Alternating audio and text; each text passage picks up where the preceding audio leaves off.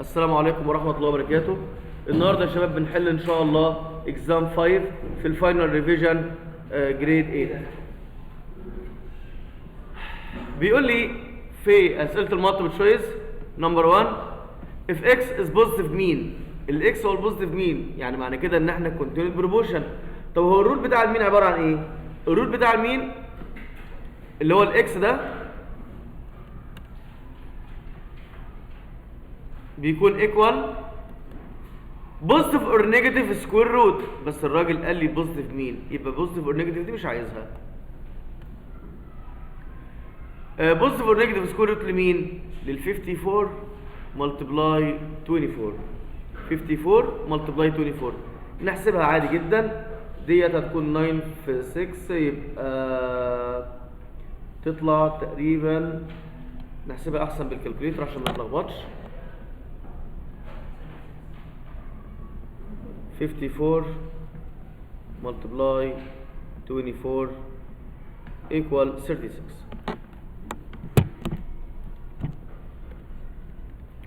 طيب ده كان أول question في المالتيبل تشويس. question number 2 بيقول لي ال x 1 و 2 ال y 5 and 6 then 5 1 belong to y product x ولا x 2 ولا x product y ولا y 2. طيب هو عشان يكون x 2 لازم يكون فيه 1 و 2 بس، ما يكونش فيه لا 5 ولا 6. تمام. طيب الاوردر بير بتاعنا فيه 5 يبقى x ما تنفعش. طب وعشان يكون y 2 لازم ما يكونش فيه غير 5 و 6 بس. طب ده فيه 5 1 يبقى y 2 ما تنفعش. طب هل هو بقى يبقى x برودكت y ولا y برودكت x؟ بص يا بطل، هو قال الاول ال5 وبعد كده مين؟ ال1، يبقى y برودكت ايه؟ y برودكت x. كويستشن نمبر 3 بيقول لي يا مستر الدي والاي ار ميد بوينتس. ده احنا واخدين دي في الترم الاولاني او تقريبا كنا واخدينها، اللي هو الميد سيجمنت لو تفتكروها. الميد سيجمنت اللي هي الدي اي ديت يا مستر مالها؟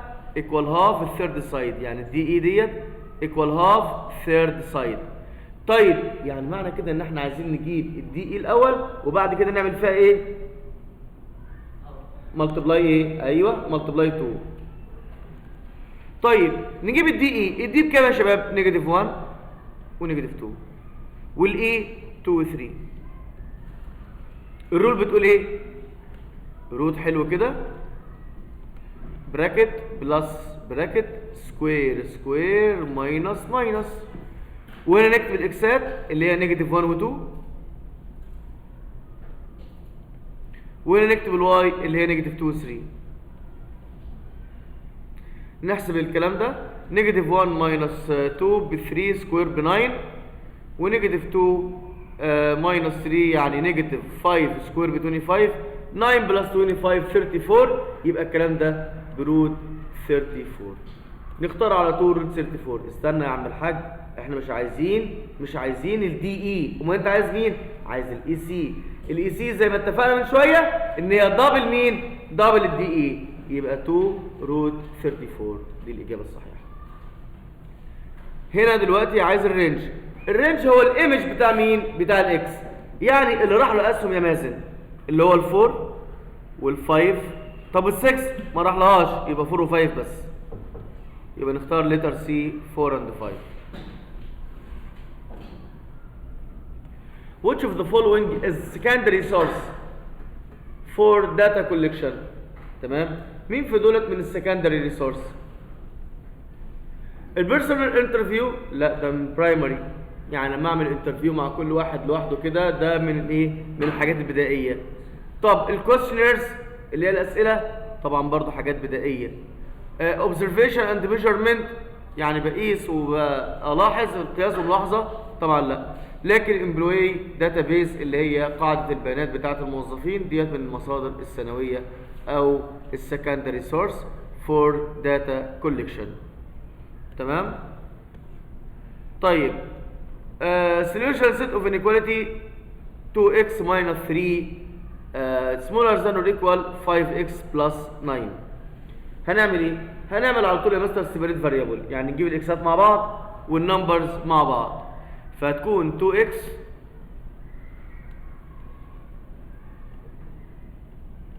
minus 5x smaller than or equal 9 plus 3. يعني نيجاتيف 3x smaller than or equal 9 plus 3 اللي هي 12.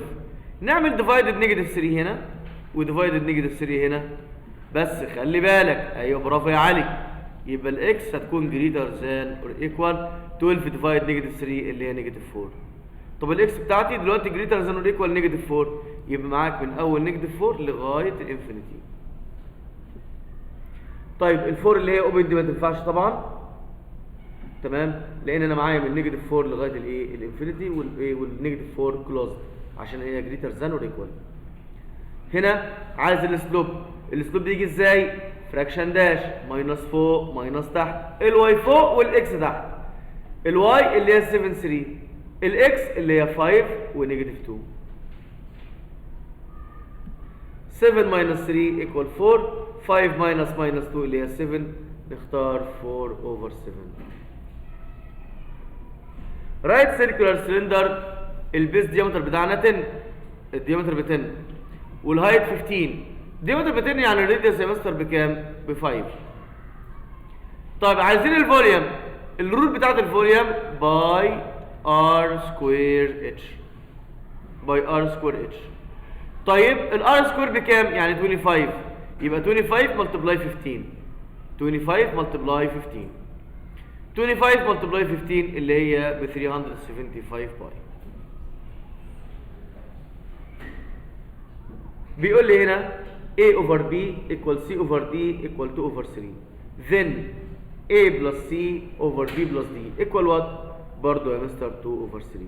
لأن احنا لو عملنا adding للريشيوز كده تطلع 1 of given ratio اللي هي نفس الايه؟ الريشيو بتاعتنا.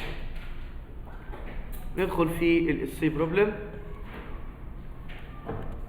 بيقول لي هنا يا شباب x to y equal 2 to 5. معنى كده ايه؟ إن الx equal 2k والواي ايكوال 5k. نعمل بقى سبستيتيوت في الايه؟ في الفاليو اللي هو عايزها او في الريشيو اللي هو عايزها. يعني هنقوم قايلين 10 في الاكس اللي هي 2k بلس 3 في ال 5k اوفر 5 في الاكس اللي هي 2k بلس 2y يعني 2 ملتبلاي 5k.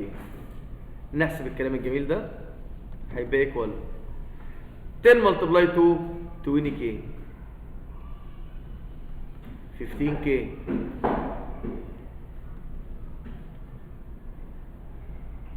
5 ملتبلاي 2 10k بلس 10k. كل الكلام ده ايكوال 20 بلس 15 ايكوال 35k اوفر 20k. k مع k جود باي فور ناو سيوسون على طول. 35 to 20 اللي هي يا مستر بعد السمبليفاي 7 to 4. يبقى الريشيو ديت بعد ما جبناها طلعت ب 7 to ايه؟ to 4. واضح؟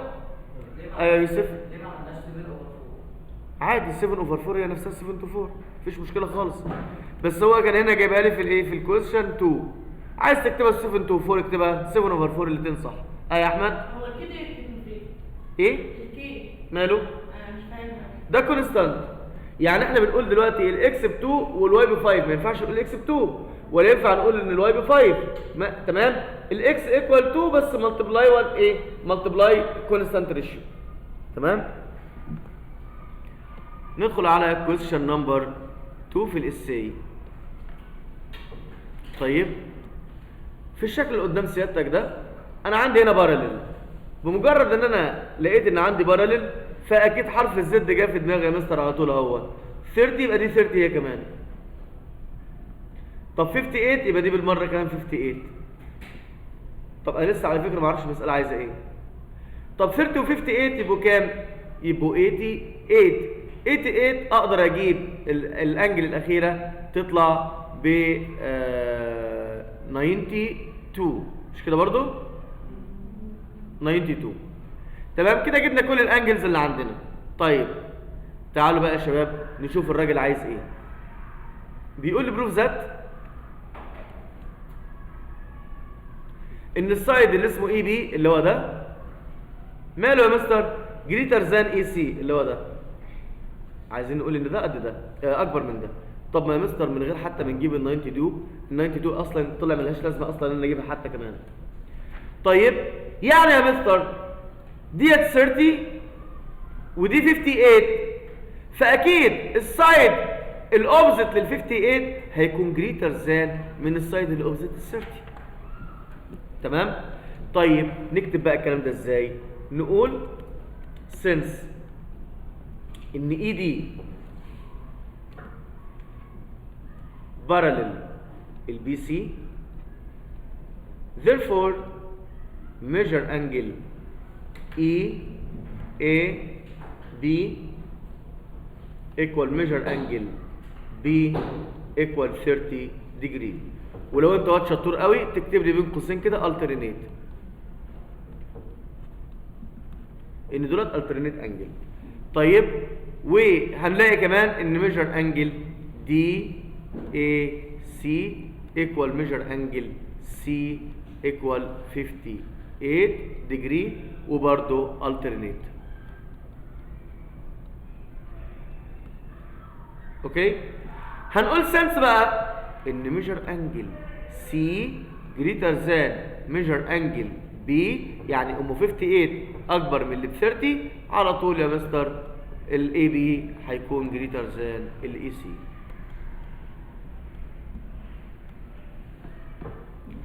represent graphically مين يا مستر f of x equal to x plus 1 f of x equal to x plus 1. طيب اوكي هنعمل تيبل ونحط اي ارقام من دماغنا للاكس. نحط كام يا مستر يعني مثلا نحط 0 1 2 حاجات بالبسيطه ديت يعني مش هنحط مثلا 5000 ولا حاجه يعني. تمام. طيب يلا بينا يا مستر ادي اف اوف اكس اهيت ادي ده كويشن كام كويشن 3.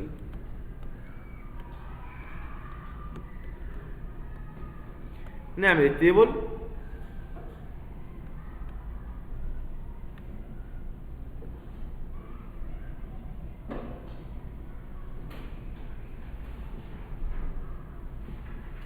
وادي الاكس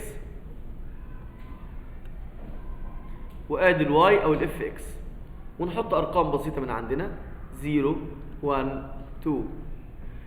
طيب لما الاكس 0 هيكون 2 ملتبلاي 0 0 بلس 1 ايكوال 1.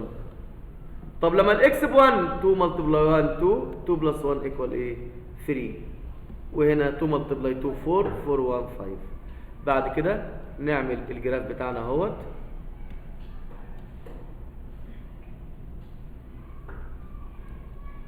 ادي يا مستر 1 2 3 وهنا 1 2 3 4 5. الزيرو معاها 1 اول واحده هنا الزيرو معاها 1 وال1 معاه 3 ال1 و3 اهو وال2 معاها 5 اهي. نوصلهم ببعض بكل بساطه كده خلصنا الايه السؤال بتاع الجراف. طيب واضحه زي الشمس. مين ده يا مستر مين ده الرسمه دي بتاعت مين برافو اكليديان ثيوريم. تمام اكليديان ثيوريم. عايز مين عايز الاكس.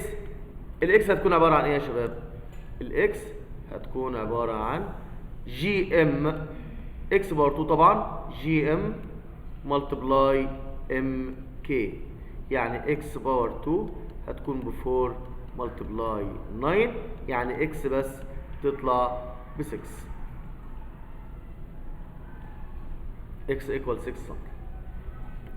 question number 5 بيقول لي an alloy in shaped in right triangular prism. تمام with right angle triangle base يعني البيس بتاعته right angle triangle. اللينس بتاعنا ب 9 اللينس بتاعه ب 9 and 12 والهايت بتاع البريزم 20. تمام طيب اوكي melted ده احنا خدنا سؤال زي بتاع قبل كده يا مستر melted اللي احنا صهرناها and converted طبعا melted and formed into melted يعني صهرناها وحولناها لكيوبس اتش 3 سم. find the number of cubes. يبقى بكل بساطه يا شباب هنعمل ايه؟ هنجيب الفوليوم بتاع الرايت ترينجلر بريزم ونجيب الفوليوم بتاع الكيوب الواحد ونعملهم ديفايدد بعض يطلع النمبر بتاع الكيوب. وخدنا السؤال ده اكتر من مره، خدناه في الاختبار الثالث تقريبا او كان الثاني. طيب يبقى نجيب الاول الفوليوم بتاع البريزم. فوليوم اوف بريزم equal area of base multiply الهايت. يعني equal هي البيس عباره عن ايه؟ عباره عن رايت انجل تراينجل مدين الليجز بتاعته همت اللي هي 9 و12 يبقى هاف ملتبلاي 9 ملتبلاي 12. ده مين ده يا مستر؟ دي الاريا اوف بيس. بعد كده ملتبلاي هايت، الهايت بتاع البريست اللي هو 20.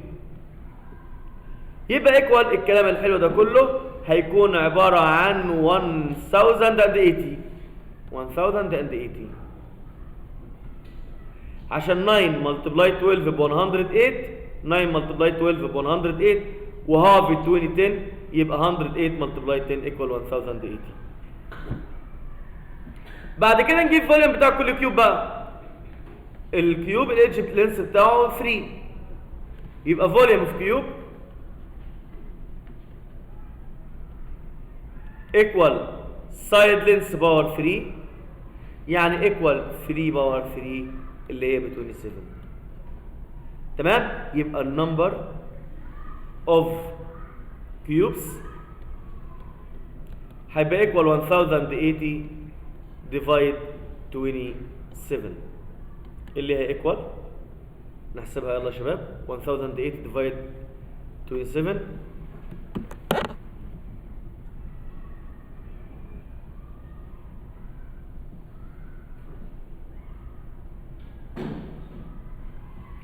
40. جميل 40 كيوبس. طيب ده كان بالنسبه للكويستشن نمبر 5.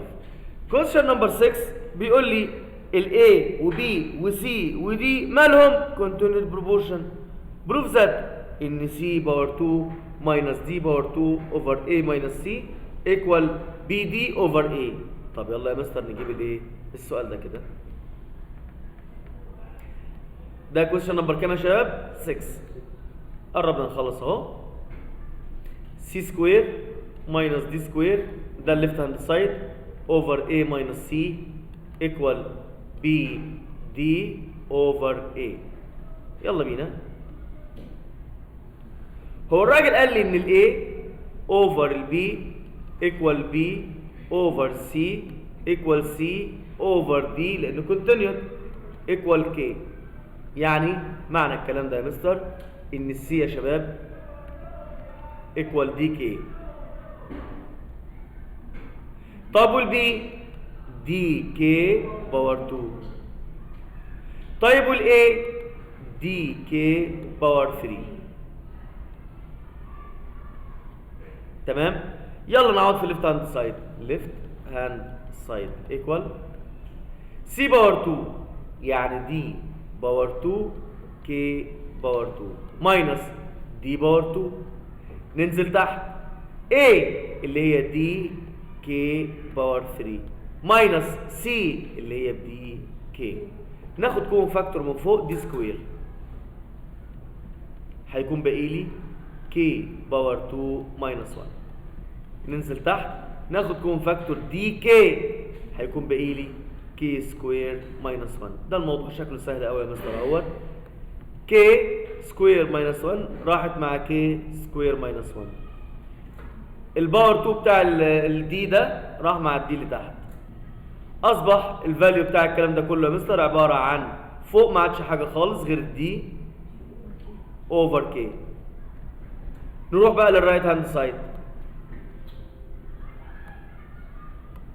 الرايت هاند سايد ايكوال بي انت بكام يا بي؟ بدي كي باور 2 ملتبلاي دي اوفر الاي اللي هي بدي كي باور 3 عندي يا مستر دي فوق راحت مع الدي اللي تحت. الكي باور 2 مع الكي باور 3 فيها كي بس تكون تحت. يعني ايكوال ما عادش فاضل غير عندي دي اوفر الكي. قال لا ده الليفت هاند سايد بدي اوفر كي والرايت هاند سايد بدي اوفر كي، يبقى اذا الليفت هاند سايد ايكوال رايت هاند سايد. نكتب له كده ليفت هاند سايد ايكوال رايت هاند سايد. لاست كويستشن هنا بيقول لي يا مستر سؤال ممكن طويل شويه ولكن سؤال بسيط جدا وعادي جدا يعني مفيهوش اي حاجه. بيقول لي when taking a sample for 30 student، عندي 30 student حلوين زيكم كده from 750 student من مدرسه كامله، من عندي من مدرسه كامله يا شباب، اوكي، واخدين 30 student بس، تمام. لقينا منهم 15 بيفضل الفوتبول، و8 بيفضل السويمنج، و4 مع الهاندبول، و3 مع الفولي بول. تعال بقى نشوف الموضوع ايه. If a student randomly selected يعني اخترناه عشوائيا، then what is the probability؟ ادي اول سؤال اهو، what is the probability of student is one of swimming activity favorite، تمام. يعني عايزين اللي بيفضلوا السويمنج. يبقى الكويستشن نمبر 1 هنخليها 1 كده مثلا. سويمنج كام؟ سويمنج 8 اوفر وات؟ اوفر 30، تمام. نكتبها افضل عشان تكونوا ايه مركزين معانا. اول جزئيه هي اللي هي السويمنج اهي هتكون ايكوال 8 اوفر 30 اللي هي 4 اوفر 15. طيب and what expected number of a student prefers swimming activity in school؟ يبقى قايل 4 اوفر 15 ملتبلاي، ده الاكسبكتد بقى، الاكسبكتد اللي هم كلهم يعني الرقم المتوقع اللي يكونوا بيفضلوا السويمنج، ملتبلاي كام يا شباب؟ العدد، ايوه برافو عليكم، 750 ايكوال وات؟ ايكوال 200 تقريبا. 15 فيها ال1، 15 فيها ال50، يبقى هنا 0 وهنا 20، 200 student. تمام كده يا شباب، كده خلصنا اكزام 5. واتمنى ان وانت بتراجع الاكزام تعمل ايه؟ تحل الاول، بعد كده ما عرفتش تحل تشغل الفيديو وتشوف الخطأ اللي عندك كان ايه او انت كنت واقف في ايه، تمام. وبعد كده يا حبيبي لو مش فاهم ممكن تتواصل معايا برضو في اي وقت عادي زي ما انت عايز، تمام. كده خلصنا اكزام 5 وان شاء الله المره الجايه اكزام 6. والسلام عليكم.